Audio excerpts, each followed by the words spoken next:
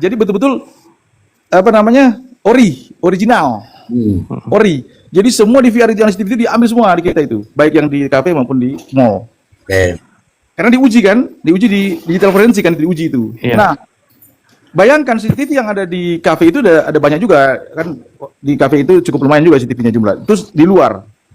Tapi tidak satu CCTV pun yang melihat langsung direct evidence. Saya masuk ke direct evidence. Tidak satu CCTV pun yang melihat bahwa Jessica menuangkan cyanida ke gelasnya itu.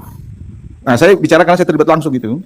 Nah, sama dengan ini, tidak ada satu CCTV yang menyorot langsung ya, bahwa si Ririn dan si Priyo melakukan tindak kejahatan itu. Tidak ada. Harusnya kan CCTV ini sebagai pengganti saksi tuh. Betul.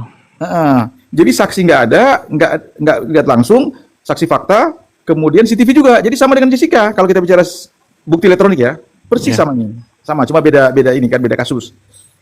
Nah, ini yang buat teman-teman di bawah biar memahami tentang sering kita kupas ini kan direct evidence. Apa sih barang ini? Barang apa ini direct evidence ini? Kan dibilang di situ, kita coba ulang kalau boleh saya ulang nih. Kan ada sidik jari di pintu geser, kemudian di tempat semprotan nyamuk. Nah, pertanyaannya sidik jari si Ririn ada nggak di cangkul? Ada nggak di palu? Palu, ya. Ember. Sebagai alat bukti kejahatan kan itu kan? Iya. Kalau si pintu geser tadi bukan alat bukti kejahatan, sama apa tadi, semprotan nyamuk. Iya. Ini pencerahan buat yang nonton ya, yang di bawah. Biar kalian paham. Kalau itu ada, ya itu pun perlu diuji. Kan begitu, Mas Arji? Jadi kalau kesimpulannya terkait scientific evidence, bukti ilmiah ya, antara sidik jari dengan CCTV, jauh panggang daripada api. Demikian, Mas Arji. Terima kasih. Aduh, jauh panggang dari api, Mr. Ben. Ini kita kalau kayak begini diserang netizen gitu. Iya. Tapi inilah risiko ya. Kita hanya menyampaikan kebenaran berdasarkan hukum ya, bukan keberpihakan.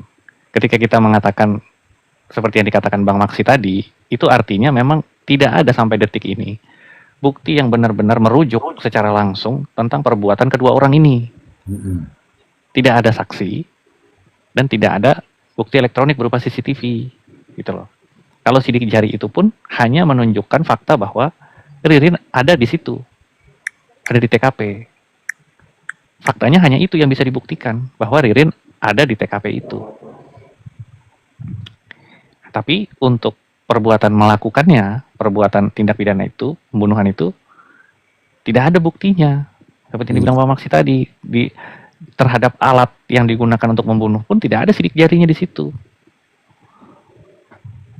Nah, ini nanti juga akan menarik ketika saksi ahli untuk visum et repertum ya dihadirkan dari kedokteran forensik. Itu nanti menarik juga itu, karena kita belum tahu juga ini luka yang ditimbulkan akibat itu apa. Saya belum pernah lihat visumnya atau otopsinya, belum pernah dengar. Oke, silakan Prof. Ya itu ini ada teman-teman lain nih, apa yang mereka mau diskusi. Ini ada pertanyaan Prof. Cerita ada. Ya. Ini ada pertanyaan dari Dedi Julianto. Prof. Kirain Dedi Setiawan. Pak Imran kangen sama di rupanya. Iya, soalnya di-tag mulu sama dia. Saya nggak berteman Prof, tapi aku di-tag juga. Oke.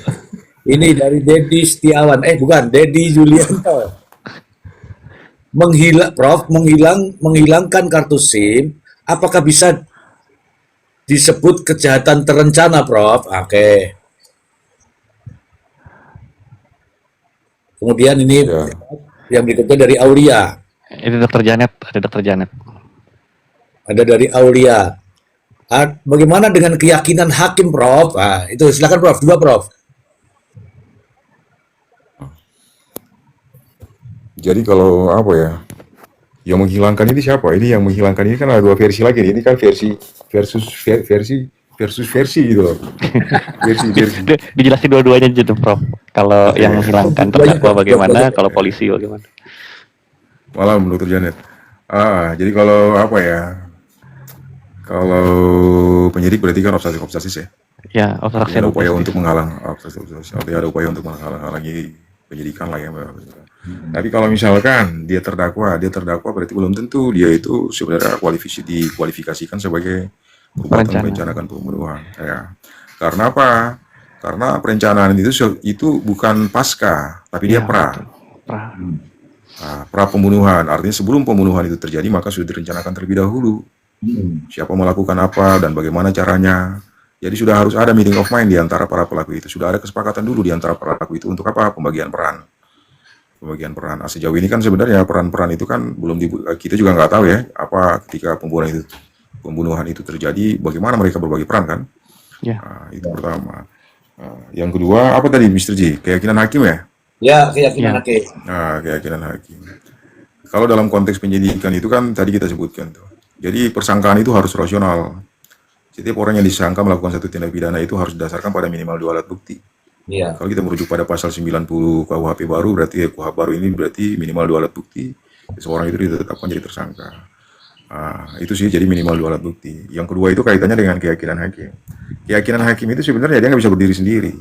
Itu kaitannya dengan konteks pembuktian tuh. Jadi Ya. ini saya agak sedikit panjang nih. Ya. Jadi hakim itu nggak bisa, artinya meyakini sesuatu itu, artinya dia hanya didasarkan pada keyakinan yang buta itu nggak boleh, nggak boleh. Karena yang berlaku di Indonesia ini itu teori pembuktian itu namanya negatif peteles bias teori. Nah, berarti minimal 2 alat bukti menimbulkan keyakinan hakim. Pembuktian undang-undang secara negatif. Ada sih yang namanya keyakinan hakim. Nah, keyakinan hakim secara berdiri sendiri itu ada, namanya conviction on time. Itu berlaku di Amerika bukan di Indonesia. Jadi keyakinan yang timbul berdasarkan rasionalitas. Jadi hakim itu nggak penting lah ada ataupun tidak ada alat bukti dan sebagainya, cukup hakim yakin. Itu di Amerika tuh. Tapi kalau di Indonesia nggak begitu. Indonesia itu berlaku itu cuma apa? Conviction in ration dan conviction on time. Kalau dalam konteks pembuktian perdata berarti positif dia. Kalau di pidana dia negatif. Kalau di perdata itu positif karena apa? Pembuktian itu seluruhnya tunduk pada undang-undang. Tapi kalau di pidana itu ada minimalnya, minimal 2 alat bukti menimbulkan keyakinan hakim. Kalau ada keyakinan hakim, nggak ada alat buktinya, hakim nggak boleh yakin, hakim nggak boleh memutus bersalah.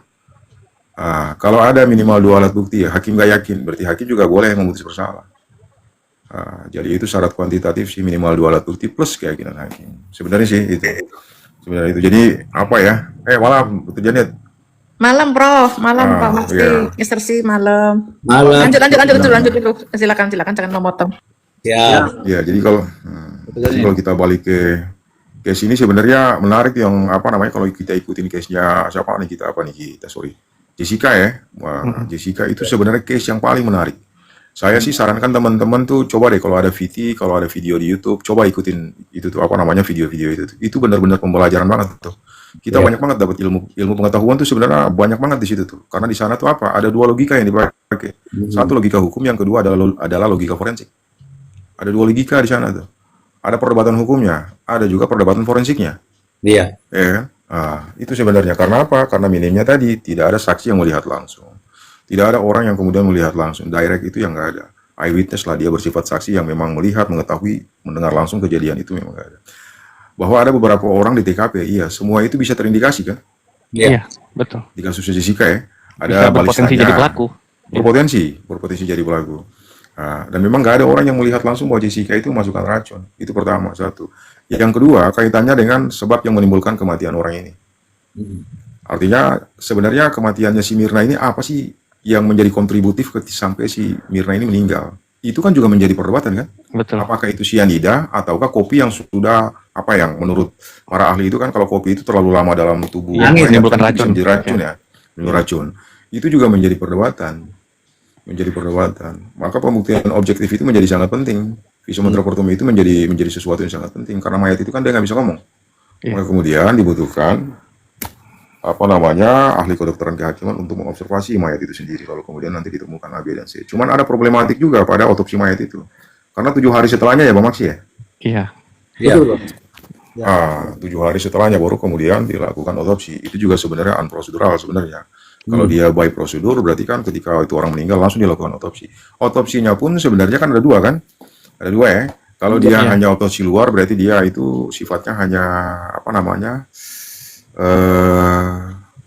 apa tuh visum luar lah ya, visum luar Ya. lah ya. Ya. Visum luar. Tapi kalau kaitannya dengan mayat berarti kan dia harus otopsi besar ya.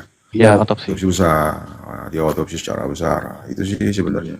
Jadi memang ada dua hal yang menjadi problematik. Apa penyebab dari kematian orang ini? Yang kedua, apakah terdakwa yang melakukan pembunuhan itu? Itu dua hal yang sebenarnya menjadi PR besar tuh dalam kasusnya Jessica nih. Penyebab dan siapa pelakunya. Itu karena minimnya alat bukti, pada akhirnya kan perdebatannya menjadi sangat panjang waktu itu, saya ingat tuh. Panjang sekali perdebatannya. Itu sih. Saya tambahin dikit, Prof. Untuk pertanyaan yang tadi ya. Kalau 2 SIM card itu dihilangkan oleh terdakwa pada saat itu ya, itu hanya menjadi nanti yang memberatkan yang didakwakan oleh JPU, bahwa secara sadar pelaku ini mengetahui telah melakukan perbuatan pidana, lalu kemudian berusaha menghilangkan alat bukti. Paling hanya itu yang bisa dipergunakan oleh jaksa. Tapi kalau untuk polisi tadi sudah dijelaskan Prof. Emran, itu bagian dari obstruction of justice, bisa dikenakan.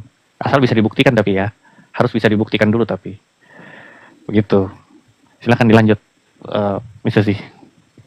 Baik, saya sapa dulu. Jadi izin. Saya tambahkan sebenarnya begini nih. Sebenarnya terdakwa itu dia mau buang alat bukti dan sebagainya itu sesuatu yang sebenarnya nggak ada pengaruhnya itu. Nggak ada pengaruhnya. Karena ada prinsip right to remain silent di sana. Dia punya hak ingkar, hak berbohong dan sebagainya. Jadi itu memang secara natural ketika orang melakukan tindak pidana, seluruh instrumen delikti itu dihapus atau dibuang lah katakanlah. Dalam kepentingan untuk kemudian kan meloloskan diri kan. Iya. Meloloskan diri. Jadi memang artinya itu nggak menjadi pertimbangan sebenarnya. Yang menjadi pertimbangan dalam alasan pemberat itu apa? Motivasi pelaku ketika melakukan pembunuhan. Itu sebenarnya. Tapi kan bisa digunakan oleh jaksa sebagai membuktikan dakwaannya, Prof. Bahwa pelaku ini sadar bahwa dirinya sudah melakukan sebuah pidana. Gitu. Dia berusaha untuk menghilangkan alat bukti. Nanti yang sulit itu kalau misalkan itu terbukti ya.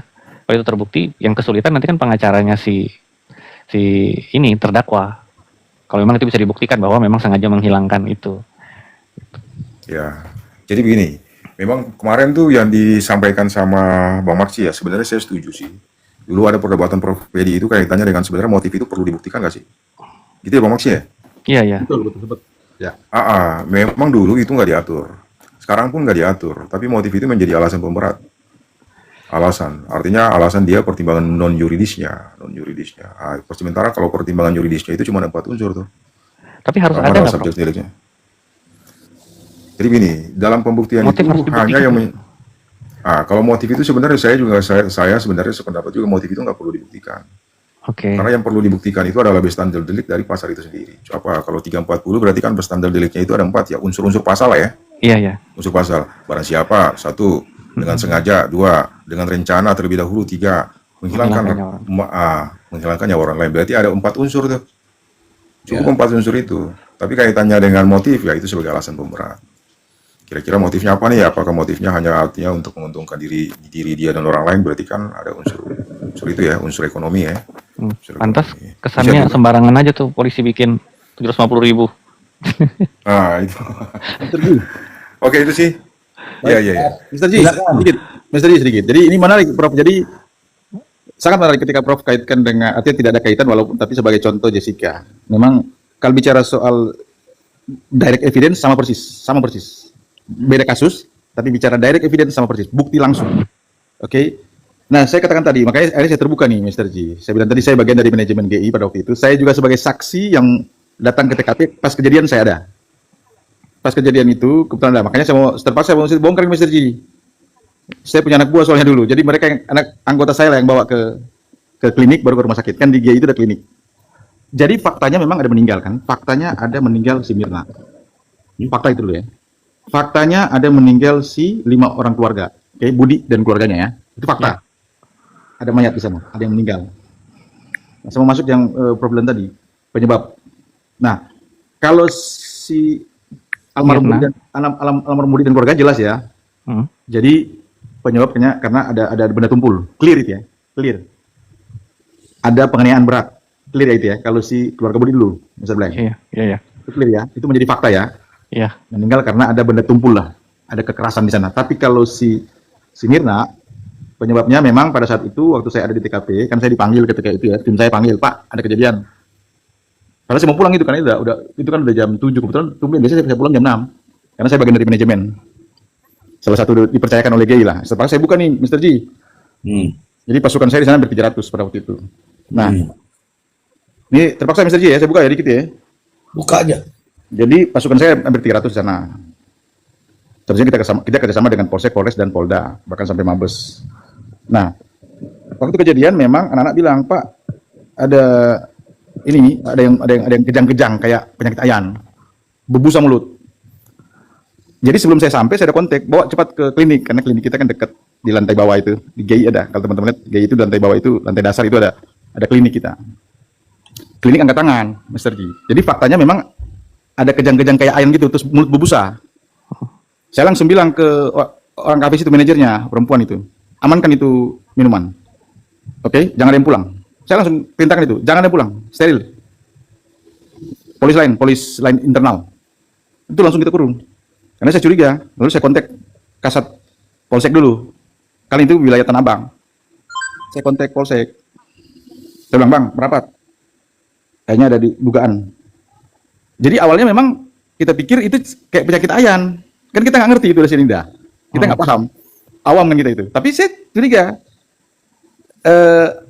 minumannya itu kita langsung bandingkan kan. Saya suruh bikin baru dengan yang bekas saya Simirna. Ada beda memang warnanya, dan mereka juga yang ngomong, bukan saya, mereka kan ahli. Manajernya bilang, Bang, ini beda nih warnanya. Oh iya ya, beda, kuningnya beda, kan itu agak kuning-kuning gitu kan. Wah, ini udah beda nih, udah pisahin. Nah, ternyata yang tadi minumannya itu, yang di gelasnya Mirna itu dituangkan ke botol oleh mereka. Jadi saya sampai udah berubah posisinya. Itu kan jadi masalah itu, sempat. Jadi nggak murni, karena nggak ngerti. Makanya saya terangkan ke Bang Krisna waktu itu. Saya bilang, Bang, ini mereka nggak paham, wajar.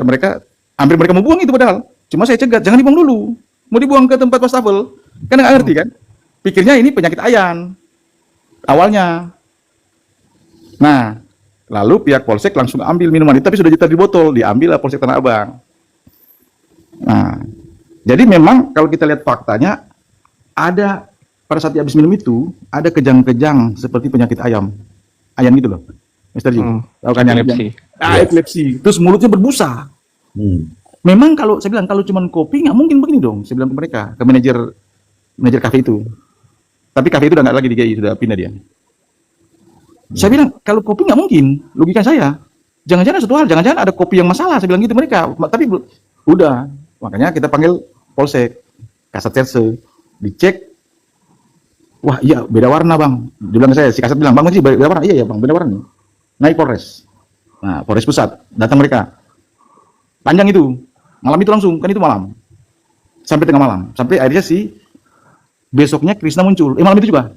Krisna muncul. Dia komandannya waktu itu kan, yang tertinggi lah. Reskrim apa tuh, Mr. G? Bang. Dirkrimum ya? Dirkrimum. Nah, jadi memang ada fakta di saya bilang tadi, walaupun belum tahu cyanida, betul yang problem tadi.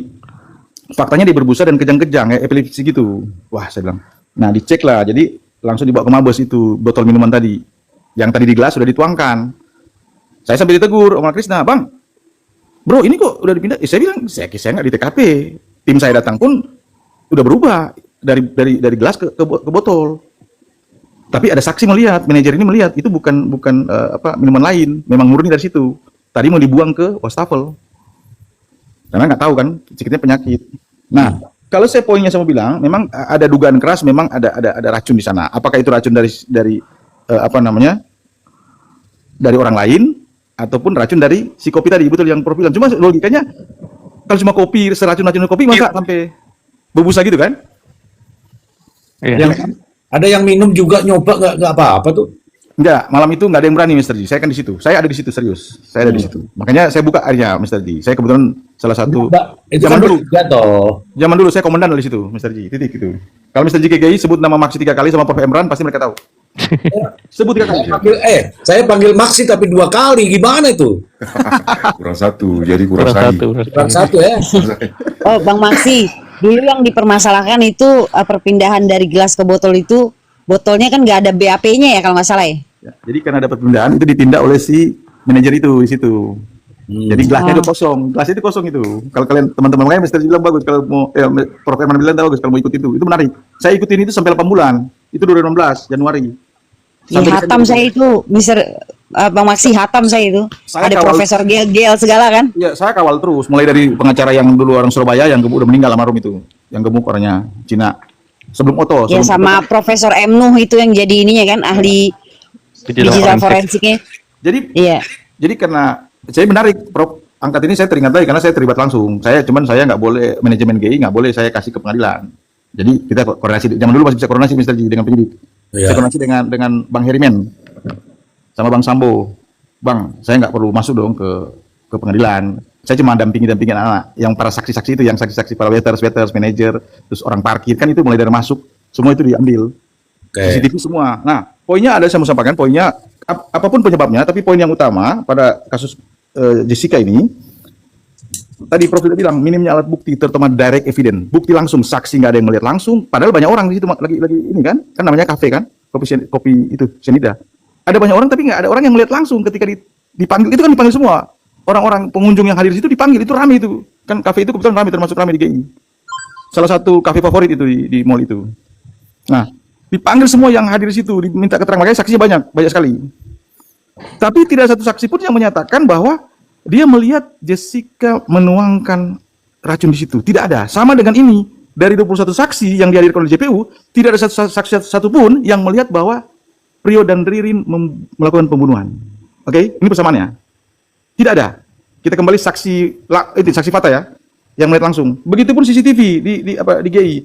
Sudah diambil semua CCTV, disisir semua. Ada beberapa CCTV lah. Lebih dari 10 itu, seingat saya. Tidak ada satu CCTV pun yang menyorot Jessica menuangkan itu.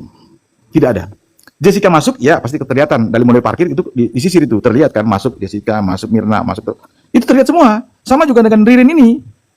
Ririn masuk, Prio masuk, pasti bisa jadi terlihat. Tapi bukti CCTV melihat langsung bahwa mereka melakukan pembunuhan itu tidak ada. Jadi kalau saya bilang ini minim, sama dengan ada persamaan tapi beda kasus ya, Mr. Ji.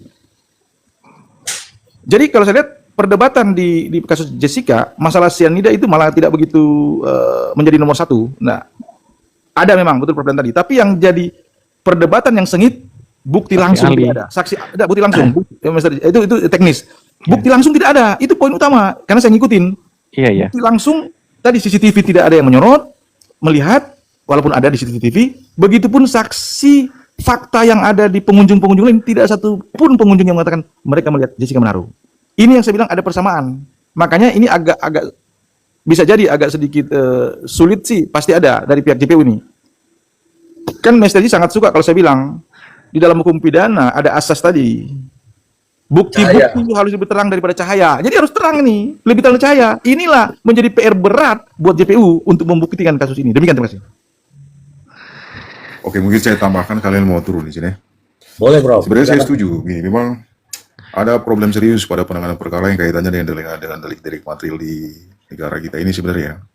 Jadi sebenarnya begini, saya setuju sama apa yang disampaikan sama Bang Mangsi tadi. Kalau kita bicara indikasi, berarti kan orang mulutnya berbusa dan sebagainya, itu ada indikasi ya. Tapi indikasi itu harus didasarkan pada objective burden of proof. Jadi pembuktian yang bersifat objektif. Pembuktian bersifat objektif itu saya contohkan mungkin begini. Kalau kita ikutin peraturan Kapolri, berarti kan ada proses ketika seseorang itu dilakukan otopsi. Berarti kan ada satu mekanisme namanya underlying cause of death ya. Sebab yang paling mungkin mengakibatkan matinya orang nih. Berarti dalam peraturan Kapolri itu tuh ada 8 organ tubuh yang harus diperiksa. Dan dia sebenarnya pemeriksaan itu bersifat kuantitatif tuh. Harus semuanya diperiksa. Sementara pada proses yang sebelumnya di Jessica itu pertama, ketika dia dibawa ke Klinik. bukan di Polri ya, rumah sakit Polri ya. Oh iya. Itu hanya dilakukan visum luar. Jadi proses itu sama sekali dia nggak tunduk pada due process of law. Karena ini kan ini bersoal kaitannya dengan kepastian. Kalau nggak salah deh, Prof. Di Abdi Waluyo ya. Abdi Waluyo. Artinya bahwa berarti pemeriksaan itu nggak standar. Kalau dia standar berarti harus 8 organ tubuh yang diperiksa untuk memastikan bahwa memang apa sih sebenarnya yang paling berkontributif untuk menimbulkan matinya orang ini. Ya. Cuman waktu itu hanya dilakukan visum luar. Sementara menurut standar peraturan Kapolri itu harus 8 organ tubuh. Organ tubuh yang diperiksa, termasuk diantaranya otak, jantung, hati, dan sebagainya lah. Itu yang kemudian dianggap bahwa sebenarnya itu pendekatan yang bersifat prosedural. Lalu kemudian untuk memastikan itu 7 hari setelahnya baru kemudian dilakukan otopsi. Dari pihaknya siapa namanya Jessica itu mempersoalkan kaitannya dengan hasil itu sendiri. Karena apa? Karena kalau misalkan visum kaitannya dengan matinya orang, berarti kan dia harus visum besar ya, otopsi ya. Kalau dia hanya sekedar lecet dan sebagainya, berarti dia ya visum luar lah, visum luar. Itu yang kemudian menjadi masalah pada kasus ini sama halnya dengan kasus ini. Ya. Karena dia nggak tunduk pada apa? Pada due process of law tadi. Kalau dia tunduk pada due process of law, berarti kan pendekatannya itu adalah pendekatan saintik ya. Ya. Berarti handphone itu harus disita semua, lalu dilakukan apa? Ya digital forensik lagi kan, untuk men-tracking lagi kira-kira percakapan yang terjadi di siapa mengatakan apa, di mana posisinya dan sebagainya kan sebenarnya ini mudah. Begitupun dengan CCTV. Cuman karena pendekatan itu sepertinya luput dan sebagainya, konsekuensinya ya kebenaran materialnya susah untuk kemudian terungkap. Jadi sekarang ini kebenaran itu hanya diharapkan pada keterangan para pelaku ini ini sendiri. Sementara dalam kesaksian kemarin yang menurut Mr. J itu kan sudah ada bantahan, bahkan bantahan itu secara totalitas mematahkan dakwaan. Iya. Benar-benar dipatahkan dakwaan itu. Ini kan ini semakin menjadi rumit karena nggak ada lagi alat bukti lainnya. Iya. Nggak ada alat bukti yang signifikan kan tadi seperti Bang Maksi sebutin ya, nggak ada witness, nggak ada orang yang melihat langsung. Itu masalah. Memang gini, saya kasih contoh lain nih. Memang ada direct evidence, ada indirect evidence. Kalau dia direct evidence itu adalah saksi ini, katakanlah ada satu tindak pidana pencurian lah. Ada orang melihat tuh ada pencurian di dalam rumah. Iya. Berarti orang yang melihat itu dia bersifat direct evidence, orang yang melihat langsung, alat bukti langsung tuh. Tapi kemudian ada juga orang yang melihat, dia nggak melihat bahwa si A ini mencuri, tapi dia melihat bahwa si A ini dikejar sama orang gitu loh. Orang yang melihat bahwa si A ini dikejar itu disebut sebagai indirect evidence. Maka disebut sebagai apa? Cutting beways, saksi berantai itu ujung-ujungnya tuh. Saksi berantai. Lalu kemudian ditemukan di ujung sana bahwa si A ini menjual apa? Sebelumnya itu beberapa hari sebelumnya dia juga sempat menjual TV di sini gitu loh. Karena kalau TV itu yang dijual.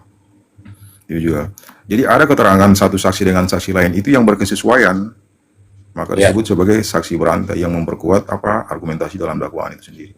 Tapi di sini kan nggak seperti itu.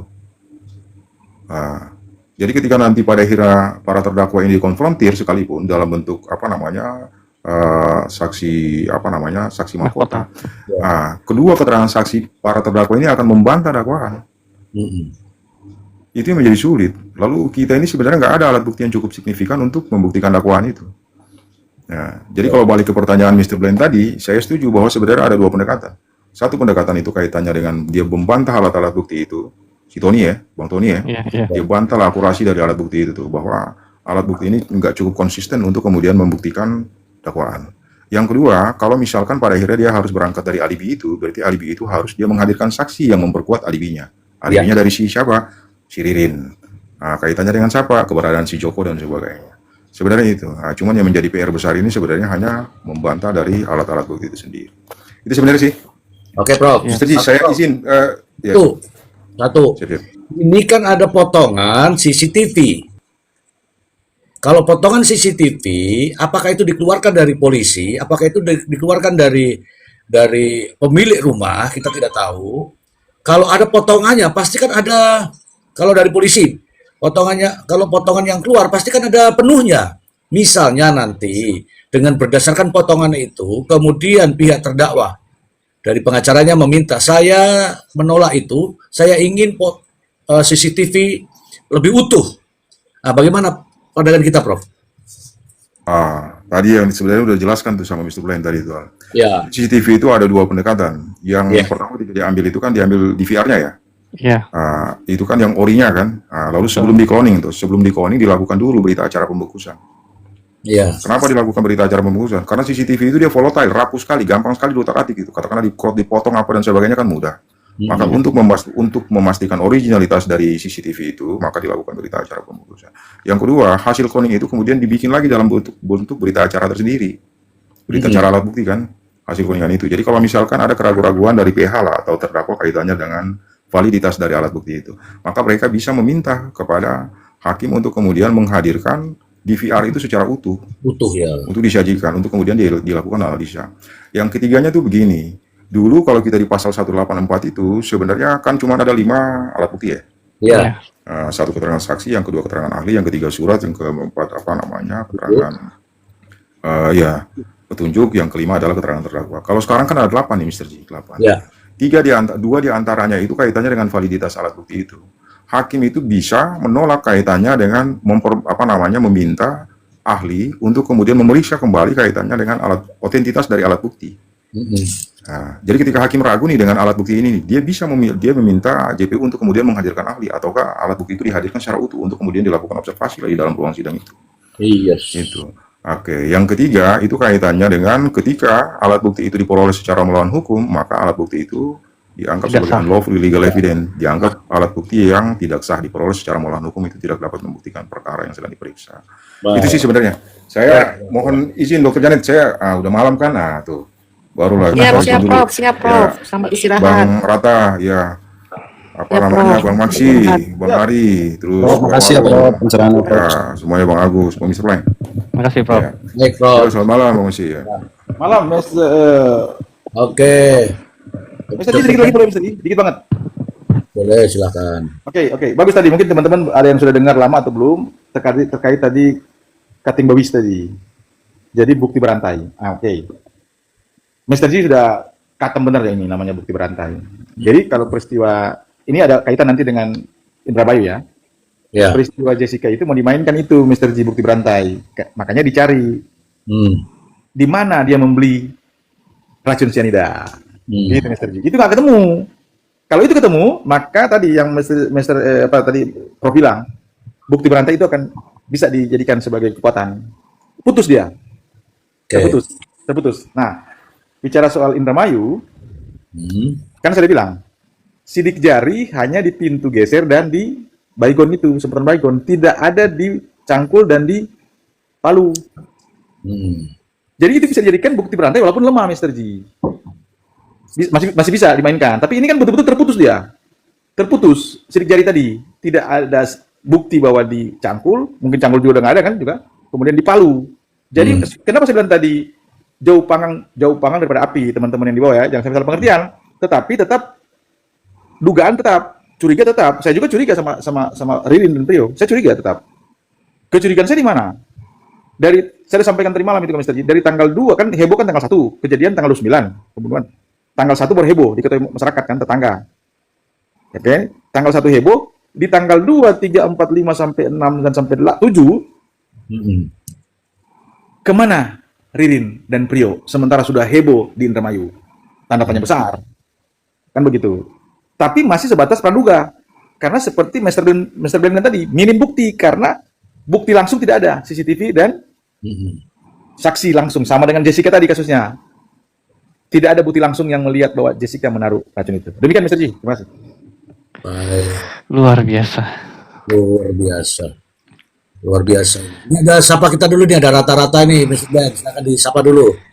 Siap, selamat datang rata-rata. Mudah-mudahan kita semua masih punya energi yang cukup untuk mengawal kasus ini ya. Iya. Silakan rata-rata, waktunya Anda. Siapa Bang, salam kenal semua, Pak Os, Bang Mr. Black, Bang Agus, Bang Warung. Iya. Ini hormati. Ini Bang, jawab Bang. Bang rata-rata. Iya, saya termasuk orang yang suka nonton Pak Tony. Oh, Dan selama saya mengikuti beliau, memang orangnya detail tentang pembuktian. Nah, di sini kan beliau bernarasi bahwa Ririn bukan pelaku, karena keterangan dari Ririn pelakunya adalah siapa? aman. Yani. Nah, saya mau nanya sama Bang Meksi, izin Bang Meksi. Ya, Bang. Apakah sulit buat kepolisian menghadirkan atau mencari Aman Yani? Karena kan kalau Aman Yani ketemu, terlepas dari bukti-bukti yang sudah ada ya, kalau Aman Yani ketemu, ini ada dua simbol lagi yang terbuka. Yang pertama, kalau polisi bisa menyatakan Aman Yani telah meninggal, berarti kan ada lagi nih plot twist yang kedua nih Bang. Kenapa meninggalnya? Ya. Bunuh sama Ririn juga ya, kita berandai-andai ini ilmu berandai-andai ini bang, karena alibi yang dibangun juga berandai-andai kan gitu bang, tanpa bukti juga kan gitu bang. Ya. Nah, kita berandai-andai apakah Aman Yani sudah meninggal. Kalau dia sudah meninggal, kenapa dia meninggal? Apakah karena yang memalsukan pencairan dana pensiunnya Aman Yani itu yang 20% itu Ririn, dan sudah dikonfirmasi dari pihak keluarga, dari pihak saksi-saksi yang lain, kecuali dari pihak bank ya. Kalau pihak bank menyatakan bahwa yang mencairkan itu Aman Yani langsung, berarti kan terbantahkan nih saksi-saksi dari pihak keluarga nih kan, dari keluarga korban.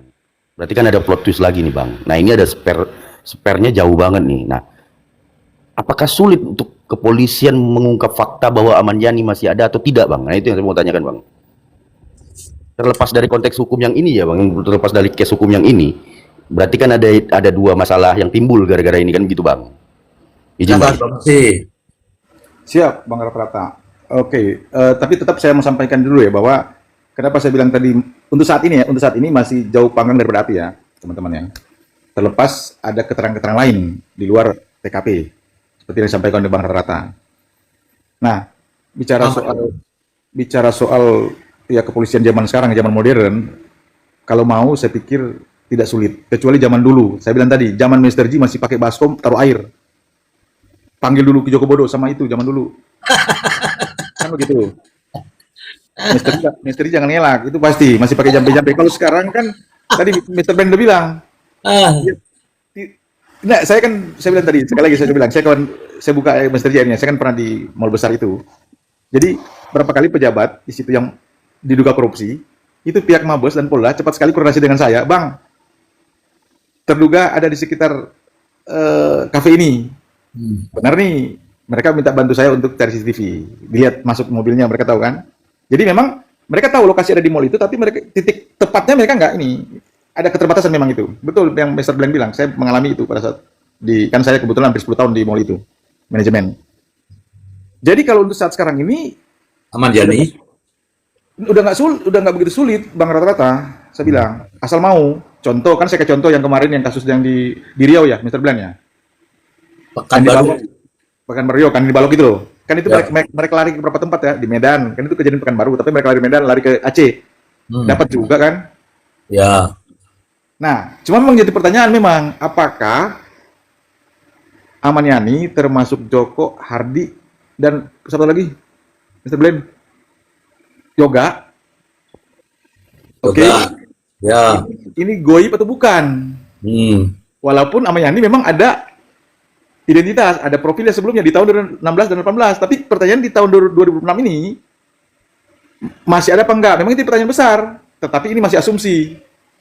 Oke, jadi kesimpulan saya bilang ke Bang Rata-Rata, tidak sulit lagi untuk di zaman modern sekarang untuk penyidik bisa mencari Aman Yani. Demikian, Mas. Ya, Bang. Tidak sulit. Berarti sepakat ya kita bang, sama. Saya pun berpendapat seperti itu. Tidak akan mungkin sulit kepolisian mencari identitas Aman Yani. Terkait dia sudah meninggal atau belum, itu bisa dilakukan kan gitu bang ya. Benar.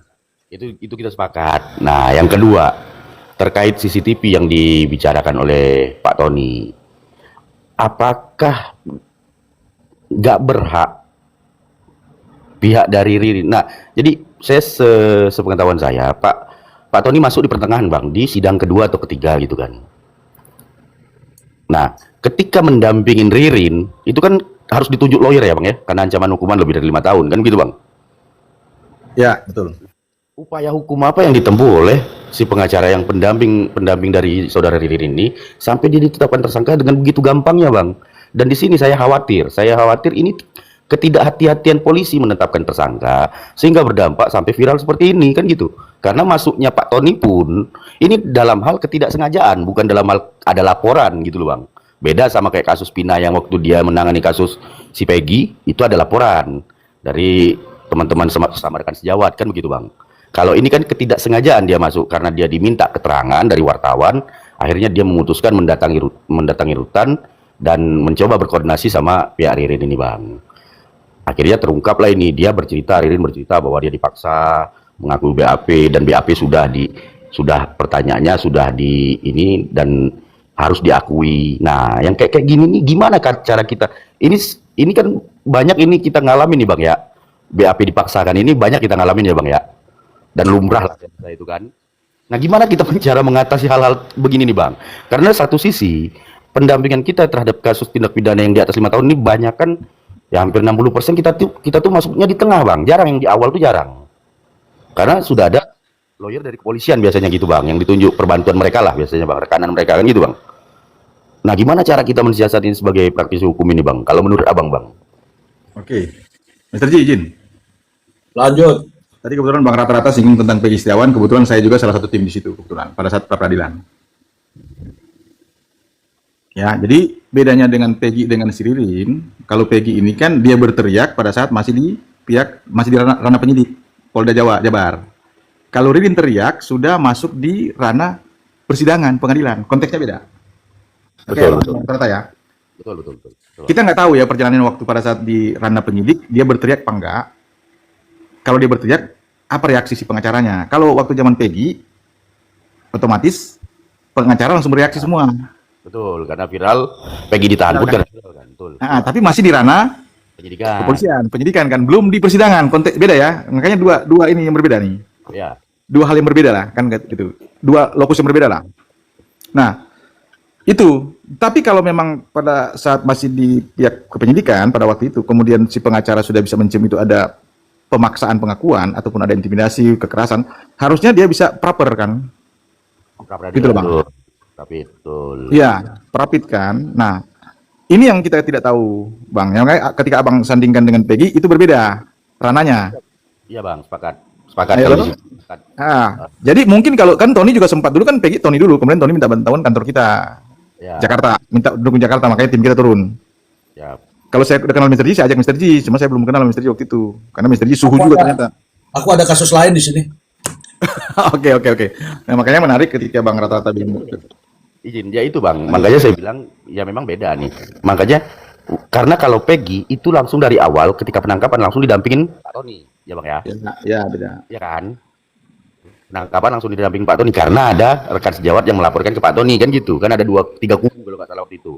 Tiga kubu lawyer pembela-pembelanya kan gitu.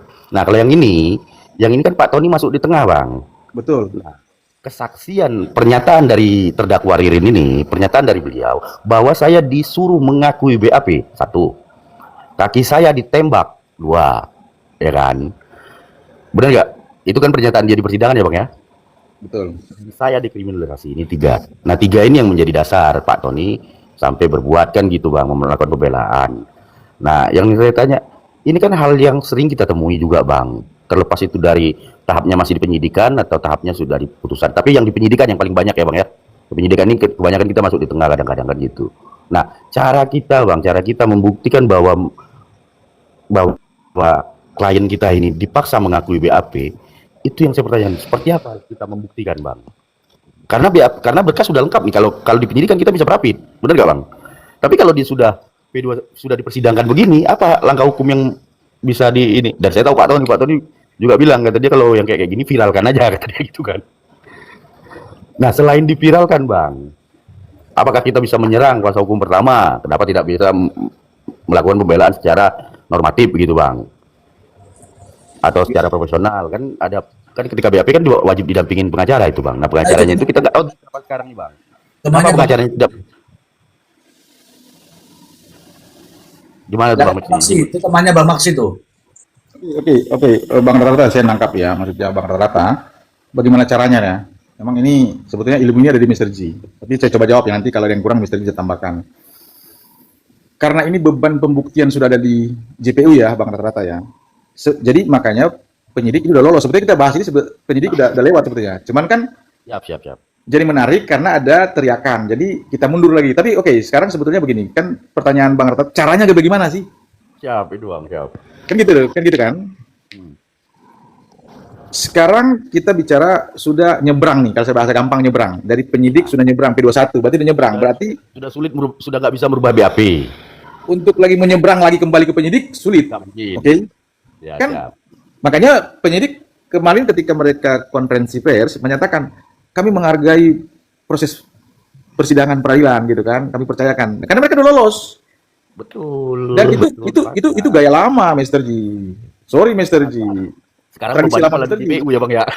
Iya, kan istilahnya cuma dia mengatakan nih, beban bukan di kami loh, Betul. beban di CPU. Betul Bola Bang Rata sudah ya? di CPU. Betul. Saya tahu Bang Rata pertanyaan ini Bang Rata tahu juga jawabannya. Nggak apa, saya terangkan lah, saya paham. Siap, siap, Jadi Bang. sesama biskota jangan saling mendahulukan. Siap bang. Oke. Setuju bang. Jadi kalau saya sedikit bicara tentang Peggy Setiawan, saya bukan mau ini Bang Tony ya. Bang Tony mungkin waktu itu karena kewalahan, bicara Peggy dulu. Makanya dia minta bantuan sama kita pada waktu itu. Kalau dia bisa, pasti dia minta bantuan ke kantor kita. Nggak mungkin. Betul. Nggak mungkin. Kantor Bang Niko ya, mungkin teman-teman tahu lah. Dan Bang Insan. Saya di situ kebetulan dulu. Bang Niko gili-gili bang ya. Yes, saya satu tim dengan mereka tadinya. Tadinya satu tim. Bang Niko Bang Insan. Makanya Mr. G saya suka pegang ya artis kecil-kecilan lah dulu dengan mereka. Saya kalahkan sama Mr. G. Mr. G bayar saya tuh Mr. Blend. Saya. Bukan artis kecil-kecilan, artis kecil. Oh iya Daus Bini kecil, Daus Bini pernah.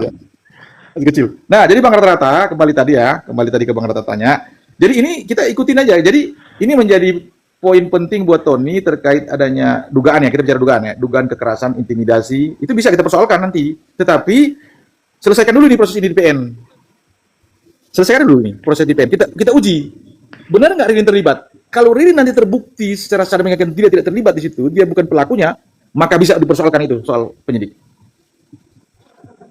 Kan begitu. Tapi tunggu dulu. Tapi kalau misalnya Ririn terbukti sebagai dia pelakunya, dia sebagai otak pelaku bahkan, rasa-rasanya untuk kita persoalkan ke penyidik, jadi malu kita kalau saya sebagai pengacaranya ya. Jadi malu rata-rata Bang Rata-Rata ini kan, karena sudah berbohong. Jika terbukti nanti ya di pengadilan nanti, hakim memutuskan Ririn bersalah. Tapi kalau tidak, kemungkinan besar keterangan yang disampaikan Ririn pada saat waktu lalu itu benar adanya. Demikian, terima kasih. Saya tambahkan sedikit. Ya, Mr. G. silakan. Yang pertama, dakwaan kan sudah dibacakan. Dakwaan itu dibuat JPU berdasarkan BAP terdakwa, ya, keterangan saksi, berikut alat bukti. Nah, ketika sudah di persidangan, ketika dimintai keterangan, terdakwa ini berhak mencabut semua keterangannya di BAP. Karena semuanya itu adalah yang diambil adalah fakta persidangan. Keterangan yang dikemukakan di depan majelis hakim. Nah, hanya saja ketika dakwaan itu dibantah atau terdakwa ini mencabut keterangan di BAP-nya, beban pembuktiannya berpindah nanti ketika konstruksi pembelaannya melalui argumentasinya Pak Tony RM. Dia yang harus membuktikan bantahannya itu. Ketika dia mencabut semua keterangannya, harus ada alibi. Maka pengacara Tony harus membangun argumentasi untuk itu. Berikut pembuktiannya. Karena untuk kembali lagi ke belakang jelas sudah nggak mungkin. Jadi yang jadi masalah Pak Tony juga tidak berani melakukan itu karena dia juga berdasarkan keterangan Ririn gitu loh bang. loh iya justru itu, kalau Ririn sudah memberikan keterangan, sebagai seorang pengacara kan harus mencari bukti penguat untuk melakukan argumentasi pembelaan kan. Makanya yang bukan berdasarkan katanya-katanya. Betul. Jadi contoh kayak misalkan menghadirkan Aman Yani, kaitannya apa misalkan? Oh dia punya utang tuh Aman Yani sama si Ririn, dibuktikan dengan kwitansi. Lalu kemudian misalkan ada komunikasi, ternyata komunikasinya itu dihapus oleh penyidik misalkan pada waktu itu. Nah, untuk menghadirkan bukti itu kan tinggal mencari siapa orang terakhir yang pernah menghubungi Ririn. Sudah pernah kita bahas itu. Jadi tanggal 8, boleh itu istrinya, siapapun yang pernah menghubungi Ririn, kan ada di handphonenya tertinggal. Tunjukkan, ini saya menghubungi Ririn centang 2. Di tanggal 9, saya coba WA lagi, tulisannya undang, bukan centang 1. Kalau undang, berarti sudah di lock out itu. Nah, berarti nanti membuktikan bahwa alat bukti itu tidak sah, Pak Hakim. Karena sudah dirubah oleh penyidik. Nah, itu salah satu caranya ketika Pak Tony membangun argumentasi untuk membela Ririn. Nah, kaitannya yang kedua, tadi ada pertanyaan yang pertama ya. Susah nggak polisi itu mencari Aman Yani? Jawabannya sederhana. Dari awal, polisi tidak mau ada pelaku lain. Jadi jangan berharap polisi bakal nyari. Sepakat. Nah, itu yang saya maksud Bang tadi di awal. Saya khawatirnya ini, kasus ini, karena tidak kehati-hatian menetapkan seorang sebagai tersangka, kan begitu Bang. Nah, hukum acara ini yang sedang dibela Pak Tony. Karena ada statement beliau itu. Saya pun, statement beliau begini. Saya pun kalau Ririn bersalah, diputus berdasarkan ketentuan hukum. Statement beliau nih ya. Tapi jangan sampai orang yang tidak bersalah diputus bersalah. Nah, ini statement beliau ini. Berarti Pak Tony di sini cuman pengen terang benderang barang ini kan gitu. Kalau ada yang disebut pelaku lain, kenapa itu tidak dicari? Bang Oke, Willy bilang, itu sudah kita bahas. Tadi sudah sempat kita bahas ya. Ini kan persidangan tentang 2 orang ini. Ya kan? Makanya tadi sempat saya bahas sama Prof. Emran. Prof, kira-kira konstruksi apa yang harus dibangun oleh Tony RM dalam membela si Ririn ini? Kalau alurnya sudah benar, makanya saya bilang dari awal, apa yang dikonstruksikan JPU itu kan tidak dibantah sama Tony RM. Ririn ada di sana betul, Ririn di hotel betul, itu kan tidak dibantah. Betul, hanya saja membuktikan apakah Ririn melakukan pembunuhan. Justru Tony RM harus memanfaatkan tidak ada direct evidence yang merujuk pada perbuatannya Ririn. Fokusnya di situ sebenarnya. Betul. Karena kalau menghadirkan orang lain berarti kita mempersidangkan orang lain nih. Ini kan tentang Ririn. Ririn ada di TKP, betul. Tapi mana buktinya dia membunuh? Nah, tidak ada bukti secara langsung. Itu justru kelemahan jaksa. beban pembuktian salah. Ya lemah, bukan salah. Sidik jari betul, CCTV betul. Betul. Ya, itu semua betul. Cuman ya Bang bilang tadi benar, saya sepakat itu. Polisi tidak mau ada tersangka lain, sepakat saya kalau di situ. Ya makanya kalau untuk menghadirkan orang lain, ya kecil kemungkinannya. Apalagi sampai Tony RM berusaha mengurai peristiwanya untuk orang lain. Misalkan orang lain nih Pak yang Berbeda. melakukan itu salah. Tahapnya udah berbeda, kecuali penyidikan tadi. Ya lebih baik berfokus pada pembuktian ini lemah. Ya. Tidak ada satu bukti pun yang merujuk pada perbuatan pembunuhan yang dilakukan Ririn. Tidak ada saksi. Tidak ada sidik jari dari alat. Motifnya lemah. Tidak ada Motifnya lemah. motif itu tidak jadi ini. Tadi sudah kita bahas juga sama Prof. Emran. Motif tidak lagi penting. Yang penting pemenuhan 4 unsur dalam 340. Rencanaan. Ya. Iya. Siapa? Rencanaannya di mana? Kapan? Siapa berbuat apa kan? Itu kan tidak ada. Keterangan mereka berdua antara Priyo dengan Ririn kan bersesuaian.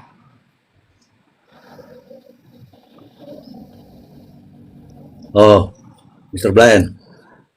Iya, bisa sih. Nah, ini kita lagi-lagi bicara KUHP yang baru dulu. KUHP yang baru ya. Tapi saya sapa dulu ya, ada saudaraku nih. Halo saudaraku. Bagaimana Jakarta? Banjir? Enggak bang, saya tinggal di atas nih.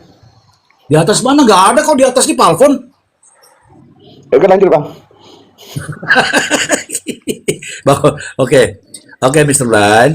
Mr. Brian. Bang Maksi masih ada? Here, Mr. G. Siap, 86. Dengerin saya. Mari kita main puzzle. Apa yang mendasari hakim mengambil keputusan satu, bersalah dulu. Oke, saya kasih gambaran. Sekarang ini kan jaksa penuntut umum mengajukan dakwaan. Bukti-bukti apa yang mendukung dakwaan itu? Ayo Mr. Brian, mari kita hitung-hitungan Mr. Brian. Ya. Oke. Sudah disebutkan. Oke, itu. oke, sudah saya sambungkan. Saksi, oke ya, saksi ya. Ya. Sudah menghadirkan 21 saksi dari pihak jaksa. Saksi manakah yang bisa menunjukkan bahwa kedua orang itu pelaku pembunuhan? Tereng. Gak ada kan? Tidak ada. Oke, kita lanjut. Itu kan terdakwa karena ada sidik jari. Oke, itu namanya masuk di alat bukti. Alat bukti atau sidik jari. Manakah yang bisa menunjukkan bahwa terdakwa itu melakukan pembunuhan? Tereng. Nggak ada. Nggak ada. Surat. Kan ini kita urut-urut alat buktinya nih. Ada saksi. Oke, ada ya kan?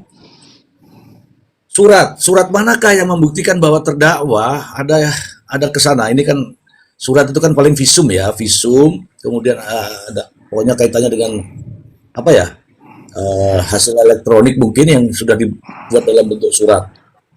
Jadi saya melihat ini dari semua alat bukti tadi, memang ada alat bukti yang memenuhi syarat secara kuantitatif ada, tapi secara kualitatif tidak ada. Tapi di sini Bang Maksi ada nih di huruf H dari 8 alat bukti yang ada sekarang, ada ini yang ke-9 Bang Maksi.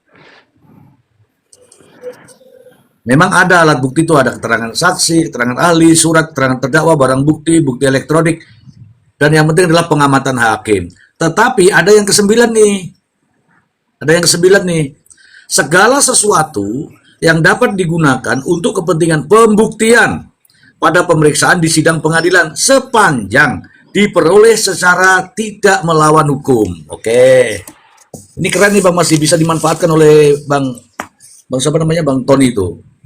Tadi kan pada sibuk tuh, bagaimana sih keberadaan daripada siapa tadi, Aman Joni itu masih ada. Aman Joni itu masih hidup.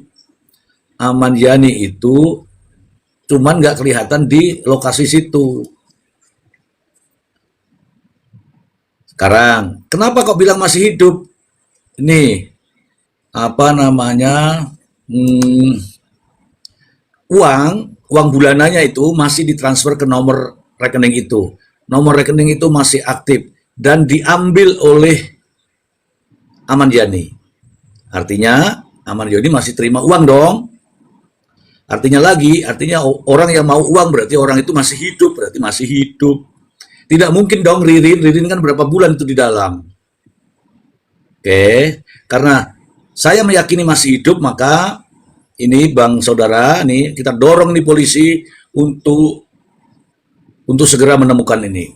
Dan kalau melihat dari pasal alat bukti tadi, itu bisa dipakai, dihadirkan itu. Sepanjang tidak melawan hukum bunyinya. Begitu, Mr. Blind. Tapi saya dari pihak kepolisian pengen menyampaikan, ini kan sudah di ranah peradilan, jadi kita serahkan urusannya di peradilan. Tergantung dorongan masyarakat untuk mempengaruhi kebijakan dan peraturan birokrasi yang ada di Republik Indonesia. Silakan Pak itu. Aku belum tidak nyinggung ke kepolisian tadi ya.